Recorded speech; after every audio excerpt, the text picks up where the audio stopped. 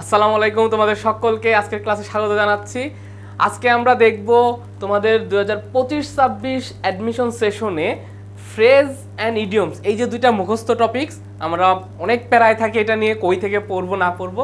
এই phrase and idioms থেকে আমাদের বিগত বছরের বিভিন্ন বিশ্ববিদ্যালয়ের বিভিন্ন ইউনিটে কোন কোন প্রশ্নগুলো এসেছে, প্রশ্নগুলো কোন জায়গা থেকে এসেছে, সেগুলো আমরা একটু দেখার চেষ্টা করব।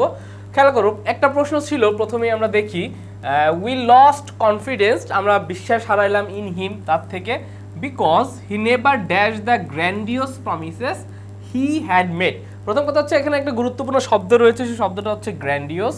গ্র্যান্ডিওস বলতে বোঝায় মানে কোনো বিগ কোনো কিছু বা বড় বড় বড় কোনো যে প্রমিসগুলো থাকে, হ্যাঁ, সেগুলোকে বলা হচ্ছে গ্র্যান্ডিওস প্রমিসেস। আচ্ছা, তো এই চারটা অপশনের ভিতর ফরগেট অ্যাবাউট বলতে কি বোঝায়? ফরগেট অ্যাবাউট বলতে বোঝায় কোনো কিছু ভুলে যাওয়া, হ্যাঁ, কোনো কিছু কি ভুলে যাওয়া। আচ্ছা, তারপরে রিনিগড অন মানে হচ্ছে প্রতিশ্রুতি ভঙ্গ করা। কি করা? কোনো কেউ তুমি কাউকে ওয়াদা দিলে সেই ওয়াদাটা যখন ভঙ্গ করবা সেটাকে বলা হচ্ছে রিনিগড অন। টায়ার্ড অফ বলতে বোঝায় হচ্ছে ক্লান্ত হয়ে যাওয়া। টায়ার্ড অফ বলতে বোঝায় ক্লান্ত হওয়া। আচ্ছা, আর ডেলিভার্ড অন বলতে বোঝায় কোনো প্রতিশ্রুতি রাখা। কোনো প্রতিশ্রুতি কি রাখা, হ্যাঁ, একটা হচ্ছে প্রতিশ্রুতি ভঙ্গ করো আর একটা হচ্ছে প্রতিশ্রুতি রাখা। তাহলে অর্থ অনুযায়ী একটু ব্যাপারটা যদি চিন্তা করার চেষ্টা করো যে কি হবে, যে we lost confidence in him because he never, সে কখনো প্রতিশ্রুতি ভঙ্গ করে সেজন্য ভঙ্গ করে না সেজন্য তার উপর কি আমি কনফিডেন্স লস্ট হয়েছে, নাকি হি নেভার ডেলিভার্ড অন, সে কখনো প্রতিশ্রুতি রাখতে পারেনি, যে নেভার রয়েছে, হ্যাঁ, সে প্রতিশ্রুতি রাখতে পারেনি সেই জন্য আমরা তার কাছ থেকে বিশ্বাস হারিয়ে ফেলেছি। অবশ্যই হবে যে সে আসলে কখনোই প্রতিশ্রুতি রাখতে পারে না, সেই অর্থে এখানে হবে হচ্ছে ডেলিভার্ড অন। খেয়াল করো, বি আর ডি নম্বরের ভিতরে একটা কিন্তু কনফিউশন হতে পারে। এটা মানে হচ্ছে প্রতিশ্রুতি ভঙ্গ করা। তো এখানে যদি নেভারটা না থাকতো তাহলে আমি লিখতে পারতাম he reneged on the grandiose promises he had made, তাই না? সে প্রতিশ্রুতি ভঙ্গ করে সেজন্য আমরা কনফিডেন্স লস করছি, বাট অলরেডি আমার এখানে নেভার রয়েছে। সে নেভার, সে কখনোই কি করে না, কখনোই প্রতিশ্রুতি রাখে না। তো অর্থ অনুযায়ী আমার এখানে এই ডি নাম্বারটা অ্যাপ্রোপ্রিয়েট, ঠিক আছে? তো ফ্রেজ অ্যান্ড ইডিয়মসের ক্ষেত্রে অর্থ বোঝাটা বা সূক্ষ্ম যে একটা প্রিপোজিশনের কারণে যে অর্থের পার্থক্যটা গড়ে তোলে, এটা আসলে তোমাদের খুব ভালোভাবে মনে রাখতে হবে। আরেকটা প্রশ্ন আমরা দেখবো 2 নাম্বারটা, যে is there room for me in the car. Here the underline word means, underline ওয়ার্ডটা হচ্ছে রুম, মানে বলছে যে এই কারে যে কোনো রুম আছে কিনা। রুম বলতে কি বোঝাচ্ছে? রুম বলতে কি হাউস বোঝাচ্ছে, পার্ট অফ এ হাউস বোঝাচ্ছে, বিগ স্পেস বোঝাচ্ছে, নাকি আনঅকুপাইড স্পেস বোঝাচ্ছে? খেয়াল করো, যে কোনো জায়গা রুম বলতে বোঝায় মানে ইডিওমেটিক্যালি রুম বলতে বোঝায় হচ্ছে কোনো ফাঁকা জায়গা, ঠিক আছে? রুম বলতে বোঝায় কি কোনো ফাঁকা জায়গা। তাহলে আনঅকুপাইড স্পেস মানে যে স্পেসটা আসলে কেউ এখনো বসে নাই গাড়িতে, তেমন কোনো জায়গা আমার জন্য আছে কিনা। তাহলে ফাঁকা জায়গা অর্থে আমার জন্য উত্তরটা হবে এখানে সি নাম্বারটা, ঠিক আছে? অর্থাৎ এরকম তোমার একটা সিঙ্গেল ওয়ার্ড দিয়েও বলে দিতে পারে যে এই ওয়ার্ডটার তোমার আইডিওমেটিক এক্সপ্রেশনটা কি হবে, অথবা একটা সেন্টেন্সে তোমাকে একটা শব্দের ব্যবহার দিয়ে বলে দিবে যে ইডিওমেটিক্যালি এইটা আসলে ব্যবহারটা কেমন। এই সেন্টেন্সের ব্যাপারটা আমাদের অনেক সময় আসে, যেমন এই যে এইটা 3 নাম্বারটা, যে একটা সিঙ্গেল ওয়ার্ড দিয়ে তোমাকে বলছে যে এটার মানেটা কি, যে ইন ক্যামেরা মিনস কি, মানে ইন ক্যামেরা মানে কি পাবলিকলি, ডিজিটালি, ভিজুয়ালি, নাকি প্রাইভেটলি। দেখো খুবই কনফিউজিং, কিন্তু এটা যদি তুমি আসলে রুট থেকে না জানো তুমি কিন্তু এটা উত্তর করতে পারবো না। খেয়াল করো, ইন ক্যামেরা এই ফ্রেজটা আসলে একটা ল্যাটিন ফ্রেজ, হ্যাঁ, এটা হচ্ছে একটা ল্যাটিন ফ্রেজ, মানে ল্যাটিন ভাষা থেকে আসছে। আর এখানে ক্যামেরা মানে কিন্তু ওই যে ক্যামেরা আমরা বুঝি সেই ক্যামেরা না, এখানে ক্যামেরা মানে বোঝাচ্ছে ল্যাটিন ভাষায় ক্যামেরা বলতে বোঝায় হচ্ছে তোমার যে কামরা বলি না আমরা অনেক সময়, যে রুম, হ্যাঁ, এটাকে বলা হয় হচ্ছে কি প্রাইভেট রুম, বা বাংলায় আমরা অনেক সময় বলি হচ্ছে কামরা বলতে মানে কামরা দ্বারা বলি যে আমরা একটা রুমে আছে, হ্যাঁ। তাহলে ইন রুম বলতে কি বোঝাচ্ছে? ধরো কোনো একটা কাজকর্ম আমি একটা ইন রুমে করবো। ইন রুমে আমি কখন করি? যখন সেটা পাবলিকলি থাকে, যখন সেটা ডিজিটালি থাকে, নাকি যখন সেটা প্রাইভেটলি থাকে।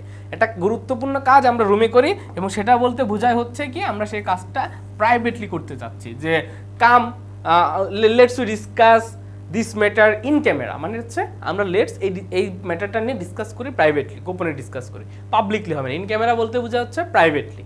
4 নম্বরটা হচ্ছে to hit the book. To hit the book means, আচ্ছা, স্লিপ মানে তো ঘুমানো, রাইট মানে লেখা, মেডিটেট মানে হচ্ছে আমরা সবাই জানি এটা হচ্ছে ধ্যান করা, মেডিটেট মানে হচ্ছে ধ্যান করা, আর স্টাডি মানে হচ্ছে পড়া। টু হিট দ্য বুক বলতে বোঝায় কোনো কিছু স্টাডি করা। খুবই সহজ এটা ছিল, বিগত বছর অনেক এসেছে। টু হিট দ্য বুক বলতে স্টাডি করা বোঝায়। 5 নম্বরে আমরা আরও একটি দেখব, to meet one's Waterloo. To meet one's Waterloo, যারা একটু জিকেতে খুব ভালো, হ্যাঁ, যারা সাধারণ জ্ঞানে খুব ভালো, তারা আসলে এটা এই ওয়াটারলু শব্দটা দেখেই বলে দিতে পারবা এটার আসলে উত্তরটা কি হবে। তোমরা সবাই জানো ওয়াটারলু কি। ওয়াটারলু বলতে আমরা একটা, ওয়াটারলু মেনলি একটা জায়গার নাম, তারপরে ব্যাটেল অফ ওয়াটারলু নামে একটা যুদ্ধ হয়েছিল, তাই না? ব্যাটেল অফ ওয়াটারলু নামে একটা যুদ্ধ হয়েছিল, এবং সেই যুদ্ধে যে নেপোলিয়ন ছিল আমাদের, নেপোলিয়ন বোনাপার্ট, সেই যুদ্ধে এই নেপোলিয়নের চূড়ান্ত পরাজয় ঘটে। সেই যুদ্ধে নেপোলিয়নের কি ঘটে? তার চূড়ান্ত একটা পরাজয় ঘটে, এবং এই যুদ্ধটা হয়েছিল 1815 খ্রিস্টাব্দে। 1815 সালে ব্যাটেল অফ ওয়াটারলু, এই যুদ্ধটা হয়েছিল যেখানে নেপোলিয়নের আসলে চূড়ান্ত পরাজয় ঘটে। তো এরকম চূড়ান্ত পরাজয় অর্থে এই ওয়াটারলু শব্দটা আইডিওমেটিক্যালি ব্যবহার করা হয়। তাহলে চূড়ান্ত পরাজয় অর্থে অপশনে কি আছে? ডাই ফাইটিং, সে আসলে ফাইট করতে করতে মারা যাওয়ার না। To face a strong adversary মানে হচ্ছে অনেক বিপদ, হ্যাঁ, ডেঞ্জার বা বিপদ বুঝায়, সেটাও না। To meet one's final defeat means কি? ফাইনাল ডিফিট বলতে চূড়ান্ত পরাজয়কে বোঝায়। তাহলে উত্তরটা হবে সি নাম্বারটা, হ্যাঁ। Two fulfil a strong desire, এটা আসলে পরাজয়ের সাথে যায় না। 6 নম্বরটা খেয়াল করো, the effect of pain killers dash after about 2 hours. এটা দেখো, পুরো সেন্টেন্সটার অর্থ যদি তুমি ধরতে না পারো, এটা আসলে তুমি উত্তরই করতে পারবে না, ঠিক আছে? রান ডাউন মানে কি? খেয়াল করো, রান ডাউন মানে হচ্ছে কোনো কিছু ধরো যে কমে যাওয়া, কোনো কিছু কি কমে যাওয়া। আচ্ছা, কিন্তু এখন কথা হচ্ছে সব কিছু কমে যাওয়া অর্থে আমরা রান ডাউনটা ব্যবহার করি না। ধরো তোমার হচ্ছে ব্যাটারি ধরো যে ডাউন হয়ে গেছে, হ্যাঁ, তখন আমরা কি বলবো? যে my phone battery has run down.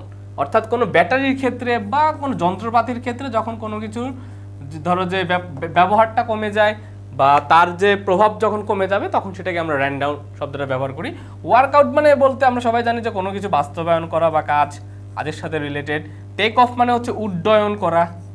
উড্ডয়ন মানে আবার অনেকে বোঝে না, মানে হচ্ছে ধরো একটা প্লেন উড়ে গেছে, হ্যাঁ, the plane took off last day, গতকাল প্লেন উড্ডয়ন করেছিল বা উড়ে গিয়েছিল, হ্যাঁ।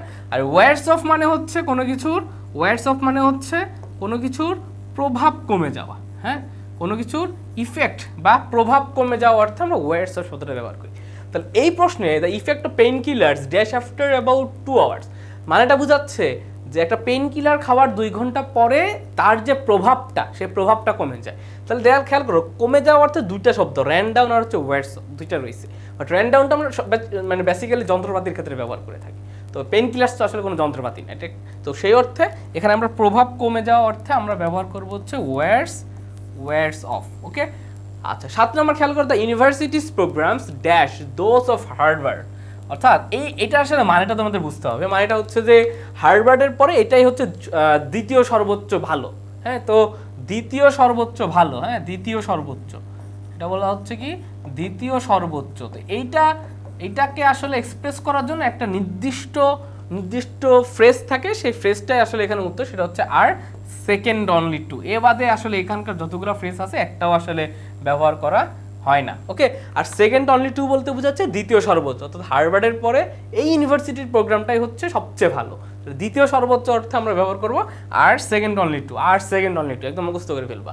8 নম্বরটা বলছে হোয়েন দ্য কোম্পানি ওয়েন্ট ব্যাংকরাপ্ট। একটা কোম্পানি যখন আসলে দেউলিয়া হয়ে যায়, ব্যাংকরাপ্ট বলতে একটা কোম্পানি যখন দেউলিয়া হয়ে যায়, হ্যাঁ, দেউলিয়া রস্যু হবে এখানে। আচ্ছা, দ্য এমপ্লয়িজ, তাদের যে কর্মকর্তারা ছিল, were left high and dry. এখানে হাই অ্যান্ড ড্রাই শব্দের অর্থটা আসলে কি, এটা আসলে এখানে চেয়েছে। তাহলে রিওয়ার্ডেড জেনারাসলি, মানে একটা কোম্পানি যখন দেউলিয়া হয়ে যায় তখন কি এমপ্লয়ীদেরকে রিওয়ার্ড দেওয়া হয়, মানে পুরস্কার দেওয়া হয়? কখনোই দেওয়া হয় না। কোম্পানি তো নিজেই চলতে পারতেছে না, পুরস্কার কিভাবে দিবে, তাই না? তারপর সেন্ট অন ভ্যাকেশন, তাদেরকে আসলে ছুটিতে পাঠায় দেওয়া হয়। আসলে মানে ভ্যাকেশন মানে হচ্ছে ধরো যে 2-4 দিনের একটা ছুটি কাটায় সে আবার চলে আসবে। তো কোম্পানি দেউলিয়া হয়ে গেছে, তার তো ছুটি তো দূরের কথা, তার আসলে চাকরি চলে গেছে, তাই না? মানে সেটাও আসলে আলটিমেটলি হচ্ছে না। রিহার্ড এলসওয়্যার, অন্য কোনো জায়গা তাকে নিয়ে যায়, সেটাও না। বিষয় হচ্ছে হাই অ্যান্ড ড্রাই বলতে বোঝায় লেফট হেল্পলেস, মানে কোনো মানুষ যখন কোনো কারণে অসহায় হয়ে যায়, কি হয়ে যায়? অসহায় হয়ে যায় বা খুবই দুঃখে থাকে, তখন সেটাকে আমরা বলি হচ্ছে হাই অ্যান্ড ড্রাই। ওকে, 9 নম্বর to jump on the bandwagon. অনেকবার এই প্রশ্নটা এসেছে, অনেকবার এই প্রশ্নটা এসেছে। এখানে জাস্ট ব্যান্ডওয়াগন শব্দের অর্থ তোমাকে বুঝতে হবে। আচ্ছা, ব্যান্ডওয়াগন বলতে বোঝায় কোনো পপুলার অ্যাক্টিভিটিকে, কোনো পপুলার অ্যাক্টিভিটি। ধরো যে আমাদের সমাজে অনেক সময় যেটা আসলে খুব, ধরো যে ফেসবুকে এক একটা জিনিসে এক এক সময় হাইপ থাকে, ঠিক আছে? তো ওই হাইপে তুমি যখন গা ভাসায় দিবা, ওই ট্রেন্ডে যখন তুমি গা ভাসায় দিবা, তখন সেটাকে বলা হচ্ছে টু জাম্প অন দ্য ব্যান্ডওয়াগন। ওকে, তাহলে সেই অর্থে খেয়াল করো, জয়েন সামথিং পপুলার, কোনো পপুলার কোনো কিছুর সাথে বা কোনো ট্রেন্ডের সাথে গা ভাসিয়ে দেওয়া অর্থে আমরা এই শব্দটা ব্যবহার করে থাকি। 10 নম্বরটা বলছে choose the correct meaning of the idiom to spill the beans. অসংখ্যবার বিভিন্ন বিশ্ববিদ্যালয়ে বিভিন্ন চাকরি পরীক্ষাতে এই প্রশ্নগুলো এসেছে। টু স্পিল দ্য বিনস বলতে বোঝায় কোনো কিছুর সিক্রেট রিভিল করা মানে প্রকাশ করা। হ্যাঁ, কোনো গুপ্ত কোনো কিছুকে, গোপন কোনো কিছুকে যখন আমি প্রকাশ করব, তখন আইডিয়ামেটিক্যালি আমরা স্পিল দ্য বিনস এই শব্দটা ব্যবহার করে থাকি। আচ্ছা, এখানে একটা শব্দ আছে একটু এক্সাগারেট স্টোরি। এক্সাগারেট বলতে বোঝা হচ্ছে অতিরঞ্জিত করা। শব্দের মানেটা মনে রাখবা, কোনো কিছু অতিরঞ্জিত করা, অতিরিক্ত বাড়িয়ে বলা, সেই অর্থে আমরা এক্সাগারেট শব্দটা ব্যবহার করে থাকি। 11 নম্বর বলছে the word time out means কি। এটা খুবই প্রবলেমেটিক একটা কোয়েশ্চেন এবং অধিকাংশ শিক্ষার্থী আসলে অনেক সময় ভুল করে থাকে। হ্যাঁ, টাইম আউট মানে ওরা হয়তো ভাবে যে সময় শেষ হয়ে গেছে। না, আসলে টাইম আউট বলতে বোঝায় মানে খেলাধুলার ক্ষেত্রে বা স্পোর্টসে টাইম আউট বলতে বোঝায় ধরে সাময়িক বিরতি যেটা থাকে। তাহলে ধরো যে সামনে আমাদের ফুটবল বিশ্বকাপ আসবে, তাই না? তো ফুটবল বিশ্বকাপে আমরা দেখা যায় কি 45 মিনিট পরে একটা ব্রেক থাকে, এই যে সাময়িক যে বিরতিটা, সেখানে তখন ওই আম্পায়ার বলে টাইম আউট, মানে সাময়িক বিরতি এখন, ঠিক আছে? তাহলে টাইম আউট বলতে এখন আমাকে এখানে আসবে কি a short break during a game. Okay, একটা গেমে যখন স্বল্প বিরতিটা দেওয়া হয় সেটাকে বলা হচ্ছে time out. 12 number the meaning of spare tyre. খেয়াল করো, একটা ইডিয়মস কখনো আসলে তার একদম শব্দের অর্থ অনুযায়ী বসে না, আমার ভাবানুবাদটা বুঝতে হবে। স্পেয়ার টায়ার বলতে বোঝায় আসলে অনেক সময় গাড়িতে দেখবা অতিরিক্ত চাকা থাকে, যে একটা চাকা যদি পাংচার হয়ে যায় তাহলে আরেকটা চাকা আমি লাগাবো, তো অতিরিক্ত একটা চাকা থাকে। হ্যাঁ, তো স্পেয়ার টায়ারের মানে তুমি যদি শব্দগত অর্থটা ধরো তাহলে হচ্ছে অতিরিক্ত চাকা, কিন্তু আইডিয়ামেটিক্যালি এটার অর্থটা বলতে বোঝাচ্ছে আমাদের মানুষের শরীরের মানে কোমরের আশেপাশে, মেইনলি কোমরের আশেপাশে যে অতিরিক্ত চর্বি থাকে, ঠিক আছে? আমাদের কোমরের আশেপাশে দেখবো অনেক সময় অতিরিক্ত চর্বি থাকে, যারা একটু মোটা মানুষ তারা খুব বুঝতে পারবা। তো কোমরের আশেপাশে যে অতিরিক্ত চর্বিটা থাকে সেটা হচ্ছে স্পেয়ার টায়ার। তাহলে সেটা কি হবে, যে person with a large roll of fat, এই যে অতিরিক্ত ফ্যাট বা চর্বি যে সকল মানুষের রয়েছে সেটাকে বলা হচ্ছে স্পেয়ার টায়ার। বাকিগুলো হবে না। A tyre that has spare, এটাও না। Person with an unnecessary tyre, মানুষের তো আসলে চাকা আলটিমেটলি থাকে না, তাই না? A tall person without fat, এখানে উইদাউট ফ্যাট তো কখনোই হবে না। আচ্ছা, 13 নম্বর what is the meaning of the idiom bite the bullet মানে কি? এটা বুলেটকে কামড় দেওয়া, মানে অর্থগত দিক থেকে এটা ভাবি, বাট ভাবানুবাদটা কি হবে দেখো। বাইট দ্য বুলেট এটা আসলে আসছে কোথা থেকে, মানে অতীতে দেখবা আমাদের যখন এখন অপারেশনটা হয়, আমাদের যখন অনেক অপারেশন হয় তখন একটা অ্যানেস্থেসিয়া বা চেতনানাশক একটা ওষুধ দেয়, অজ্ঞান করে ফেলে, মেন কথা হচ্ছে অজ্ঞান করে ফেলে।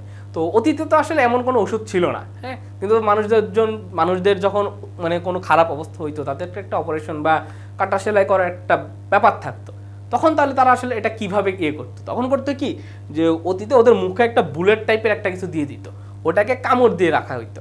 তো এটা আসলে অনেক সাহসের একটা কাজ, যে আমি আমার ব্যথাটাকে একটু ভুলে রাখার জন্য এই যে বুলেটটাকে কামড় দিয়ে, মানে দাঁত দিয়ে কামড় দিয়ে আমার ব্যথাটা একটু নিবারণ করার চেষ্টা করতেছি। তো অতীতে এরকম কিছু কাজ চলতো। তো এটা মেনলি বোঝা হচ্ছে মানে অনেক সাহসিকতার সাথে কোনো কিছু আসলে ফেস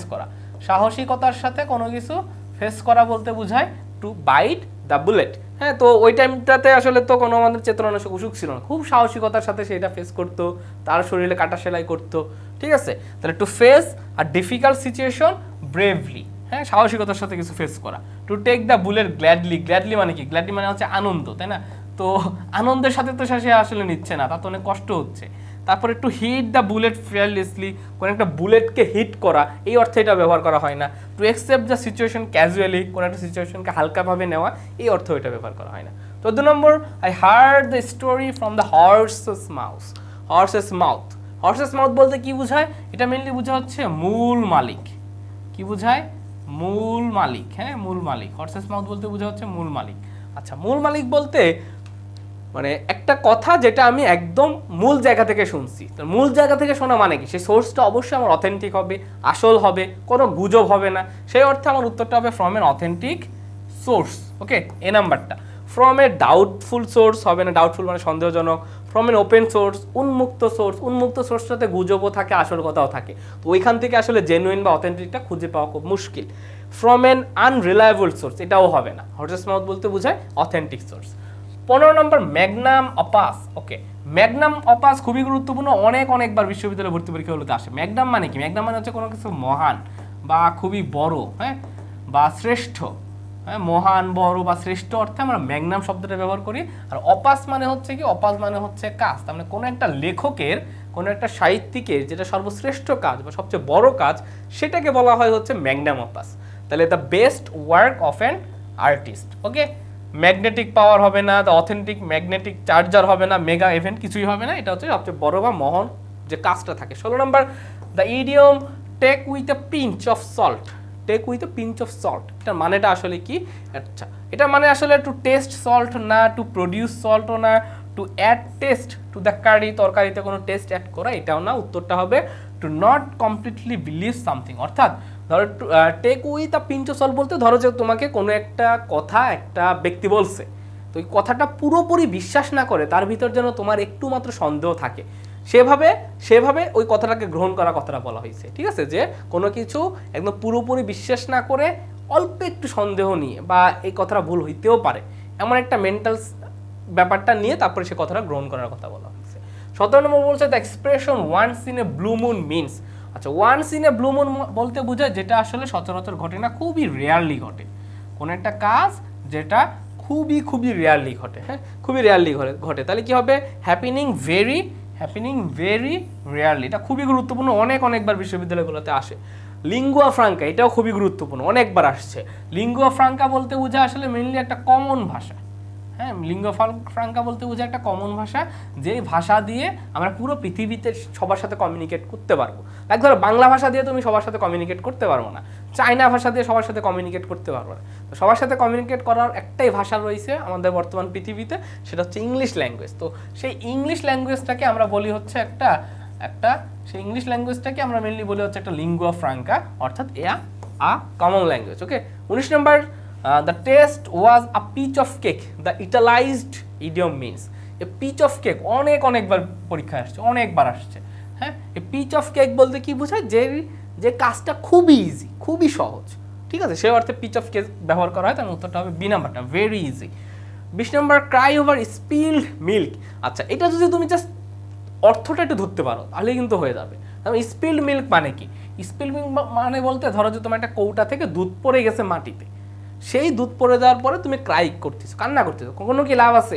ধরো যে দুধটা আমার মাটিতে পড়ে গেছে, স্পিল্ড মানে কি? স্পিল্ড মানে হচ্ছে পড়ে যাওয়া। তো যেটা পড়ে গেছে সেই দুধ কি তুমি আর কখনো খাইতে পারবা? কখনোই পারবা না। সেটার উপর যদি তুমি কান্নাকাটি করো, কোনো লাভ আছে? কোনো লাভ নেই, মানে হুদাই কান্নাকাটি করতেছো। তাহলে এই অর্থে খেয়াল করো, হবে হচ্ছে বেবিস ক্রাই ফর মিল্ক না, which can not be lost না, which shouldn't cry for milk না, হবে upset about something that has already happened and can not be changed. অর্থাৎ তুমি হুদাই কান্না করতেছো, কোনো লাভ নেই, কান্না করে কোনো লাভ নেই। লাইক ধরো একটা বেবি দুধের জন্য কান্না করছে, সে পরবর্তী দুধ পেতে পারে। Which can not be lost, যেটা কখনই লস্ট হইতে পারে না, এটাও হবে না উত্তর, কোনোটাই না। উত্তরটা হচ্ছে কি? এ নাম্বারটা। তাহলে ক্রাই ওভার স্পিল মিল্ক। 21 নম্বর, হোল্ড ওয়াটার মানেটা কি আসলে কি? আচ্ছা, হোল্ড ওয়াটার বলতে বোঝায় কোনো কিছু আসলে যৌক্তিকতাটাকে বোঝায়। হ্যাঁ, যৌক্তিকতাকে বোঝায় হোল্ড ওয়াটার, অর্থাৎ কোনো কিছু কি লজিক্যাল, সেই অর্থে হোল্ড ওয়াটার ইডিয়মসটা ব্যবহার করা হয়। 22 নম্বর, the intern was nervous but she decided dash. আচ্ছা, এখানে হি ডিসাইডেড টু, এখানে টু এর পর একটা গ্যাপ হবে। হ্যাঁ, এখানে টু এর পরে গ্যাপ হবে এরকম, to and present her ideas. আচ্ছা, এই গ্যাপটাতে আসলে আমার কি বসবে সেটাই আসলে এই মূল প্রশ্ন। ওকে, আচ্ছা, আমরা সবগুলো দেখি। ব্রেকে লেগ বলতে কাউকে আসলে শুভকামনা জানানো। ধরো তুমি একটা কাজ করতে যাচ্ছ, সে কাজ করার আগে তোমাকে যখন কেউ শুভকামনা জানাবে তখন সেটাকে বলা হচ্ছে break leg. Kick the bucket বলতে বোঝায় হচ্ছে মারা যাওয়া। কিক দ্য বাকেট বলতে কি বোঝায়? মারা যাওয়া শব্দ ব্যবহার করা হয়। হিট দ্য বুকস বলতে আমরা বুঝেছি স্টাডি। হিট দ্য বুকস বলতে কি দেখেছিলাম আমরা? হিট দ্য বুকস হচ্ছে স্টাডি। আর টেক দ্য প্লান্স বলতে বোঝায় সাহস করে কোনো কাজ করা। কি করা? মানে সাহস সাহস নিয়ে কোনো কাজ করা অর্থে এই শব্দটা ব্যবহার করা হয়। তাহলে the intern was nervous, intern অনেক নার্ভাস ছিল, কিন্তু সে decided to take the plunge, সে সিদ্ধান্ত নিল যে সাহস নিয়ে কাজটা করবে অ্যান্ড প্রেজেন্ট হার আইডিয়াস, তার আইডিয়াটাকে উপস্থাপন করবে। তাহলে এখানে অর্থগতভাবে আমাদের আলটিমেটলি একটাই যাচ্ছে, এটা হচ্ছে টেক দ্য প্লান্স। অর্থাৎ এরকম অনেক সময় আমাদের গ্যাপ ফিলিংস টাইপের আসতে পারে ইডিয়মস অ্যান্ড ফ্রেজ থেকে। The expression true to their salt মানেটা আসলে কি? আচ্ছা, ট্রু টু দেয়ার সল্ট এটা আসলে অনেক প্রাচীনকালের একটা ওয়ার্ড, একটা প্রাচীনকালের ব্যাপার সেপার থেকে এটা আসছে। মানে আগেকার দিনে যেটা হইতো, সল্টের অনেক মূল্য ছিল, মানে লবণের আসলে অনেক অনেক মূল্য ছিল, অনেক মূল্যবান একটা বস্তু ছিল। তো যারা আসলে কর্মচারী ছিল, আগে তো হচ্ছে আমরা জানি হচ্ছে বিনিময় প্রথা ছিল, আগে তো আসলে মুদ্রা ছিল না, অতীতে বিনিময় প্রথা ছিল, একটা বস্তু দ্বারা তোমাকে তোমার পারিশ্রমিক দেওয়া হইতো। তো আগেকার যুগে যে কর্মচারীদেরকে এই সল্ট দ্বারা তার ওয়েজেস দিত, মানে মজুরি দিত। তো যারা এই মজুরি পাইতো তারা আসলে কি করতো, তার যে নিয়োগকর্তা ছিল তার প্রতি প্রচুর বিশ্বস্ত হইতো, যে ও আমাকে টাকা পয়সা দিচ্ছে, টাকা পয়সা তো না, মানে ও আমাকে হচ্ছে মূল্য দিচ্ছে, মূল্যবান বস্তু প্রদান করতেছে, তার প্রতি অনেক লয়াল থাকতো, অনেক বিশ্বস্ত থাকতো। তো সেই অর্থে আসলে এটা ব্যবহার করা হয় যে যারা আমাদের প্রতি অনেক বিশ্বস্ত তাদের ক্ষেত্রে, যে এক্সট্রিমলি এফিশিয়েন্ট না, faithful to their employers, faithful to their employers, মানে কারোর প্রতি বিশ্বস্ত হওয়ার অর্থে আমরা বি নাম্বারটা ব্যবহার করে থাকি। 24 নম্বর last questions, identify the correct meaning of the underlined idiom in the sentence the patient has turned the corner. Underlined ইডিয়মটা হচ্ছে টার্নড দ্য কর্নার, এইটার মানেটা আসলে কি? আচ্ছা, টার্নড দ্য কর্নার বলতে বোঝায় একটা পেশেন্ট সুস্থ হয়ে যাওয়া, একটা পেশেন্ট বা রোগী সুস্থ হওয়া অর্থে। অর্থাৎ ইংরেজিতে আমরা মেইনলি হচ্ছে কোনো কিছু রিকভার করা অর্থে আমরা টার্ন দ্য কর্নার ব্যবহার করে থাকি। রিল্যাপসড মানে হচ্ছে অবনতি হওয়া, ডেটারিওরেটেড মানে হচ্ছে তার অবস্থার অবনতি হওয়া, ওরসেন্ট মানেও কোনো কিছুর অবস্থার অবনতি হওয়া অর্থে ব্যবহার করা হয়, সেটা অবনতি না সুস্থ হওয়া অর্থে। তাহলে the patient has recover, C নাম্বারটা হবে হচ্ছে উত্তর। তাহলে এরকম আমাদের ইডিয়মস অ্যান্ড ফ্রেজ থেকে আমাদের গ্যাপ ফিলিং টাইপের আসতে পারে, একটা সিঙ্গেল ওয়ার্ড দিয়ে আসতে পারে, বা একটা পুরো সেন্টেন্সের একটা আন্ডারলাইন করা পার্ট থেকেও আমার ইডিয়মস অ্যান্ড ফ্রেজ আসতে পারে। এবং এখানে আমরা যতগুলো ইডিয়মস অ্যান্ড ফ্রেজ দেখেছি, প্রত্যেকটা ইডিয়মস অ্যান্ড ফ্রেজই হচ্ছে বিগত সালের প্রশ্ন। তো তোমরা যে কোনো একটা বই থেকে ইডিয়মস অ্যান্ড ফ্রেজের বিগত সালের প্রশ্নগুলো পড়বে অ্যাডমিশনের আগে, তাইলেই দেখবো সব কমন পড়ে যাবে। ঠিক আছে, তো সবাই ভালো থাকো, সুস্থ থাকো, আগামী ক্লাসে আবারও দেখা হবে। সে পর্যন্ত সবাইকে শুভকামনা রইল। আসসালামু আলাইকুম।